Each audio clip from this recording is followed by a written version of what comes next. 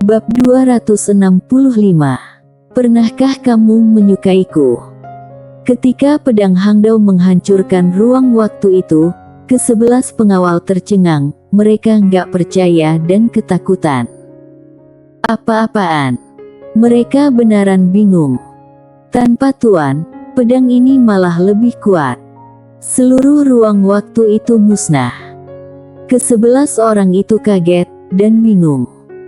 Nggak hanya mereka yang bingung, Sander Ye juga bingung. Karena pedang Hangdao lari. Dia lari. Sesudah memusnahkan ruang waktu itu, dia jadi sinar pedang dan menghilang. Tenggorokan Sander Ye berguling, lalu berujar dengan gemetar, "Tuan Pagoda, kemana dia?" Sesudah diam sesaat, Pagoda kecil berujar, "Nggak tahu." Sander Ye berujar, "Suruh dia kembali." Pagoda kecil berujar, "Aku nggak bisa panggil." Wajah Sander Ye jadi muram. Dia mau panggil, tapi sesudah pedang Hangdao dibawa ke ruang waktu khusus oleh wanita itu, dia nggak bisa menghubunginya lagi. Terlalu jauh. Sekarang, Sander Ye merasa sedikit malu. Suara misterius berujar, "Mungkin nggak lari, tapi tersesat." Sander Ye mengernyit, "Tersesat?" Suara misterius berujar, "Ruang waktu tadi adalah ruang waktu bidang khusus. Ruang waktu bidang itu sangat rumit, sehingga untuk sementara mungkin dia nggak memahami apa yang lagi terjadi." Wajah Sander Ye muram, dia bertanya dengan ragu, "Senior, pertanyaannya adalah kenapa dibawa pergi padahal sekuat itu?" Suara misterius berujar, "Karena roh dia nggak selalu terjaga. Seringkali roh dia lagi bermalas-malasan dalam keadaan tidur. Makanya wanita itu berhasil membawanya pergi secara paksa ke ruang waktu itu." Dia berujar lagi, "Tentu saja aku bisa menerobos bidang ruang waktu dan menemukannya kembali, tapi itu artinya melanggar aturan." Sander Ye diam. Dia merasa ada konspirasi. Pedang Hangdao tersesat. Benaran pembohong. Senior ini, Tuan Pagoda dan pedang Hangdao mencoba melemahkan kekuatanku secara paksa. Sander Ye menggeleng sembari tersenyum, "Nggak masalah, dia masih bisa bertarung tanpa pedang Hangdao." Sander Ye membuka telapak tangan dia, pedang jiwa muncul di tangan dia. Pedang jiwa. Sander Ye menghampiri para pengawal itu dengan pedang jiwa di tangan. Gelombang momentum pedang keluar dari tubuh dia, ruang waktu di sekitar dia pun mendidih. Pagoda kecil berujar, "Apa dia mempercayai kita?" Suara misterius berujar, "Menurutmu?" Pagoda kecil berujar, "Otak bocah ini cerdik, kupikir dia nggak percaya." Suara misterius berujar, "Dia terlihat lembut, tapi sangat sombong." Ih, ada nada cemas dalam suara dia. Sander Ye sudah menyerang. Tanpa pedang Hangdao, dia tetap nggak takut. Dia selalu berpikiran positif, kalau ada, nggak masalah. Kalau nggak ada, juga nggak masalah. Tanpa pedang Hangdao, momentum pedang Sander Ye malah lebih kuat.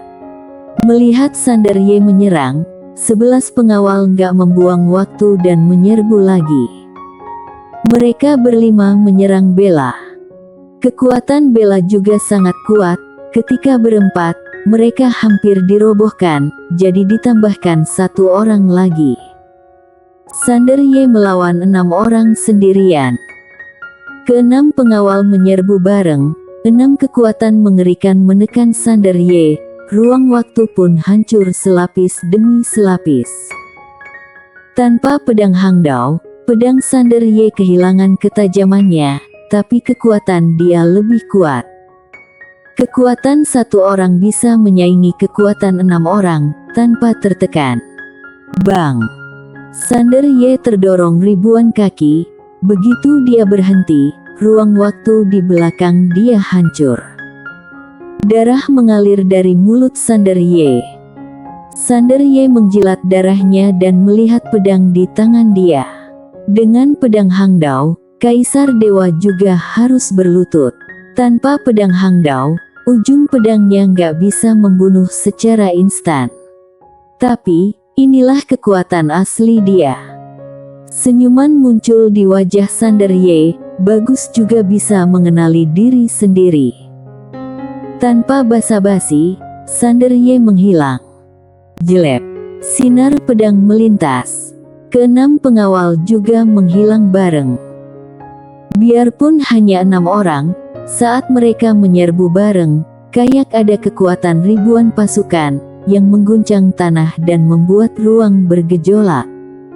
Bertarung lagi. Bang! Sinar pedang meletus, Sander Ye terus mundur hingga ribuan kaki. Begitu dia berhenti, tombak melesat dan menusuk alis dia. Muntung tombak yang mengerikan langsung menghancurkan area ruang waktu dia berada menjadi jaring laba-laba. Sander Ye menikam. 50 pedang. Pertama kali dia menggunakan alam batasan. Ketika Sander Ye menghunus, wajah pengawal itu berubah. Dia mau menarik tombak, tapi terlambat. Bang! Tombaknya pecah, pria bertombak itu terpental ribuan kaki. Begitu dia berhenti, tubuh dia meledak dan hanya menyisakan jiwa yang langsung jadi titik sinar dan menghilang. 50 pedang alam batasan. Bunuh Peri Suyue dengan 1 pedang. Menyaksikan kejadian itu, ekspresi dari kelima pengawal langsung jadi ganas. Pemuda yang memimpin meraung, balaskan dendam adik ketujuh. Dia berbalik, melompat, dan menikam Sander Ye. Sinar tombak begitu dahsyat hingga mampu menghancurkan langit dan bumi. Sander Ye melihat tombak itu datang, darah mengalir dari mulut dia, pedangnya sudah patah. Momentum pedang itu begitu kuat sehingga nggak hanya pengawal itu yang nggak bisa tahan, tapi juga pedang jiwa dia. Tanpa pertahanan fisik Maya Ao, tubuh dia juga nggak mampu menahannya. Pedang jiwa lainnya terkondensasi di tangan Sander Ye, dia maju, menghunus pedang, sinar pedang kecil muncul. Bang! Begitu pedang ditusuk, keduanya terdorong. Ketika pria bertombak terdorong, tubuh dia mulai hancur perlahan-lahan, dan darah berceceran. Ketika Sander Ye terdorong, darah terus mengalir dari mulut dia, tubuh dia ditutupi sinar emas samar. Dilindungi Dewa Naga. Maya Ao melindungi tubuh dia. Enggak, Maya Ao menanggung kerusakan utama untuk dia. Tombak lain datang ke depan Sander Ye. Mata Sander Ye terlihat ganas, dia menghentakkan kaki kiri dengan ringan, memaksa tubuh dia berhenti, lalu menusuk lagi. 50 pedang. Bang! Ruang waktu ribuan kaki hancur. Sander Ye dan pemuda itu mundur, tapi 3 bayangan cacat mendadak mendatangi Sander Ye. Ketiga Peri Suyue mengerahkan segenap kekuatan mereka untuk menyerang. Sander Ye tersenyum sinis, dia malah maju dan menusuk. Melawan. Gaya bertarung ketiga Master Peri Suyue sangat sederhana, hanya sekedar menusuk, tapi setiap tusukan mengandung kekuatan mengerikan. Cara bertarung Sander Ye juga sederhana sekarang, hanya tusuk dengan 1 pedang. Pedang cepat dan kuat. Biarpun ada teknik pedang bagus, dia nggak ada waktu untuk menggunakannya. Pedang ini, 51 pedang. Ini adalah batasan dia. Itu juga pedang terkuat dia sejak mencapai ranah fana. Ada jiwa pedang yang tak terkalahkan dan roh pedang yang tak terkalahkan. Ketiga kekuatan berkumpul dan mengerahkan segenap kekuatan untuk menyerang pedang. Bang! Sepotong sinar pedang pecah, Sander Ye serta ketiga Peri Suyue terdorong. Enggak, kali ini, Kedua belah pihak terpental. Begitu ketiga peri Suyue berhenti, tubuh mereka terkoyak sedang darah mengucur. Biarpun belum rusak total, tapi sudah nggak bisa digunakan lagi. Sander Ye akhirnya berhenti sesudah terpental 1000 kaki. Begitu dia mendarat, tanah di bawah kakinya retak, ruang waktu di belakangnya juga hancur. Kekuatan peri Suyue bisa menghancurkan dunia. Apalagi, orang-orang ini bukanlah master peri Suyue biasa. Mereka master peri Suyue yang kokoh. Karakter, kekuatan bertarung, dan tekad mereka adalah terbaik. Mereka tak terkalahkan di ranah yang sama. Benaran kelas atas. Sander Ye memegang pedang di tangan kanan untuk menopang tanah. Darah terus mengucur dari mulut dia. Tanah pun berlumuran darah. Kondisi fisiknya juga buruk, tubuh dia robek semua. Ini berkat Maya Ao menahan untuk dia. Kalau tanpa Maya Ao, tubuh fisiknya nggak akan mampu menahan kekuatan begitu. Sander Ye menyeka darah dari mulut, lalu berbisik, "Maya." Sesudah sesaat, Maya Ao berujar, "Aku di sini." Sander Ye menyeringai, "Kali ini, kita mungkin benaran akan mati di sini." Maya Ao berujar, "Nggak takut. Nggak takut. Haha." Sander Ye mengakak, menegakkan tubuh, memegang pedang jiwa di tangan kanan dan menuju kelima makhluk dewa. Melihat Sander Ye datang, kelima makhluk dewa itu saling memandang. Sang pemimpin tertawa, "Sebagai seorang prajurit, apa perlu membungkus jasad dengan kulit kuda? Saudara-saudaraku, kalau ada kehidupan sesudah kematian, kita tetap akan menjadi saudara." Bang! Dalam sekejap, tubuh dan jiwa dia terbakar.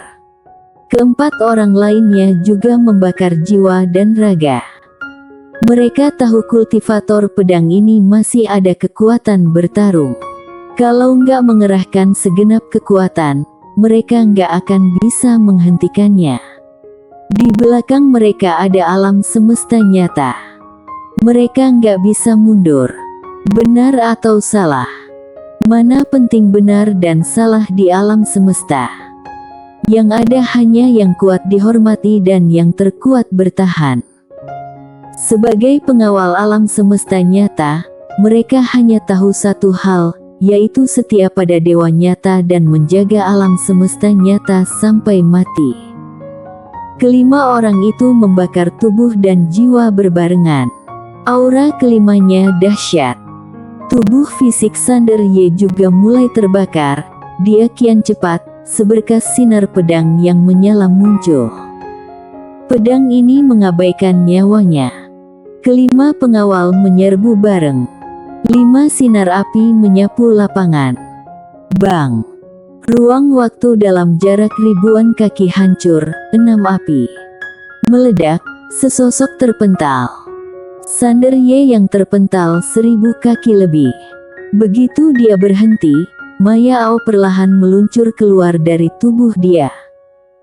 Sander Ye yang hanya tubuh jiwa pun menarik tangan Maya Ao. Dia menatap wanita di sampingnya. Fisik Maya Ao sudah lama menghilang, hanya menyisakan segumpal jiwa, dan menghilang dengan kecepatan tinggi. Maya Ao memegang tangan kanan Sander Ye dengan tangan kiri. Dia melirik Sander Ye sembari menyeringai dan berbisik, "Maaf, aku nggak bisa menemanimu lagi." Sander Ye memegang erat tangan Maya Ao. Maya Ao menatap Sander Ye, "Aku mau tanyakan pertanyaan terakhir, apa kamu pernah menyukaiku?" Sesudah mengatakannya, dia tertegun lalu tersenyum. "Kamu nggak perlu jawab." Jiwanya kian ilusi, hanya menyisakan segumpal asap yang akan hilang sepenuhnya kapan saja. Dia bersikeras untuk jawaban terakhir. Bersambung.